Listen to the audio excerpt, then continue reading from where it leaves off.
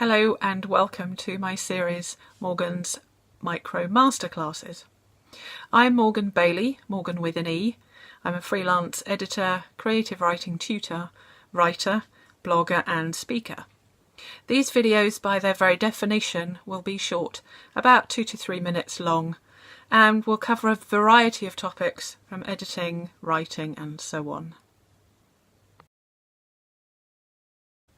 Most will be from my office here in Northamptonshire, England, but some will be out and about, perhaps when I'm walking the dog or at literary festivals, book fairs and so on.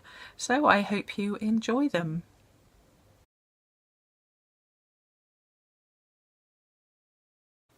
Hello and welcome to the second of my micro classes, and this time I'm going to talk about points of view.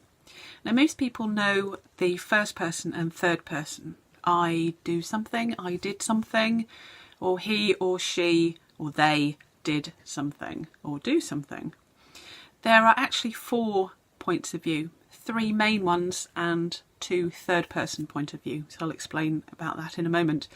So the first person is the standard I swim, I swam, I will be going swimming. And I'm going to talk about tenses in another micro class. Then there's also a second person, which is you. Now, a lot of people don't like or don't even know about second person point of view.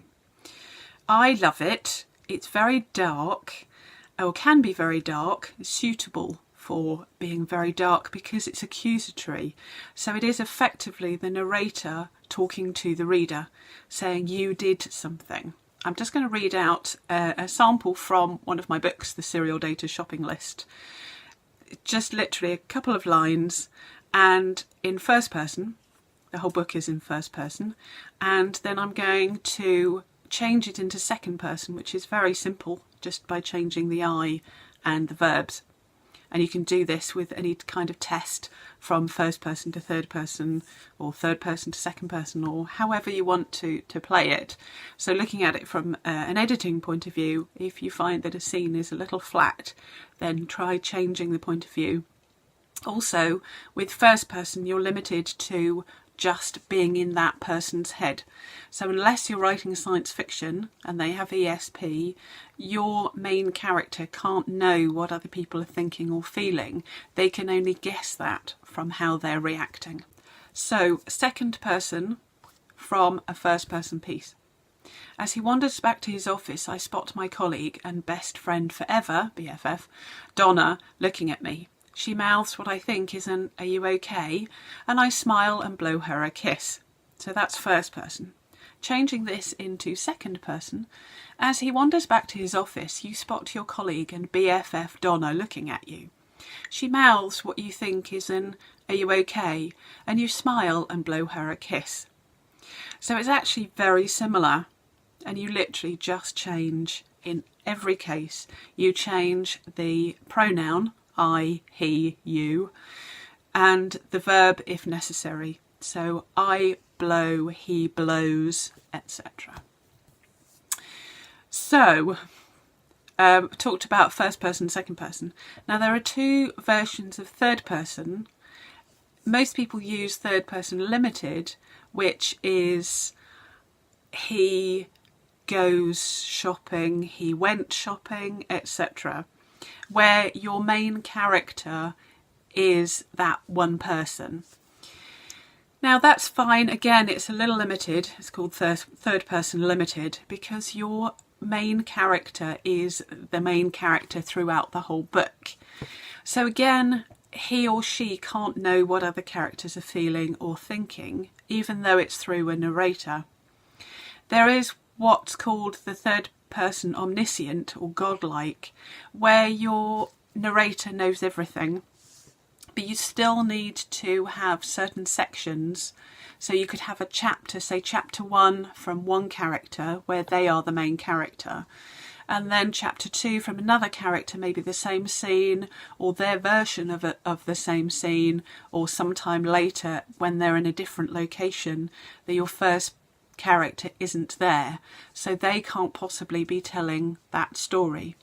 So that's third person omniscient. You can have 2 main characters in the same chapter, but they need to be distinctive.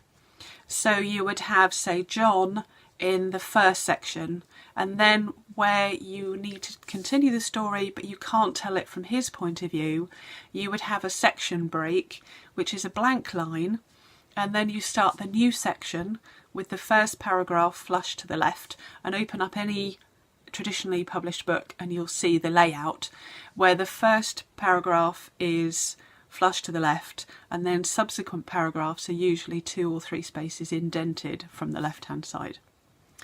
So you can have John, the first section, and then leave your blank line, start a new section with, say, Joanne's. We don't have 2 J characters, we can talk about names another time.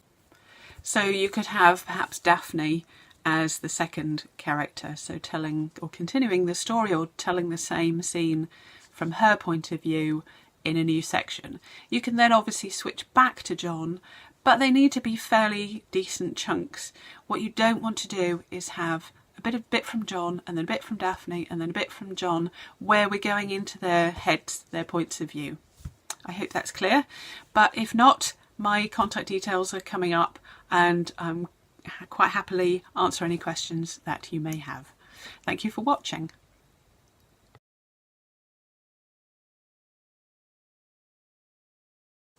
If there is anything you would like me to cover in these videos, then do drop me a line at morgan@morganbailey.com. That's the email, and it's MORGEN, so it's morgan@morganbailey.com. And my website has a wealth of information on it, and that is www.morganbailey.wordpress.com, or you can try morganbailey.com and that will move on to my blog.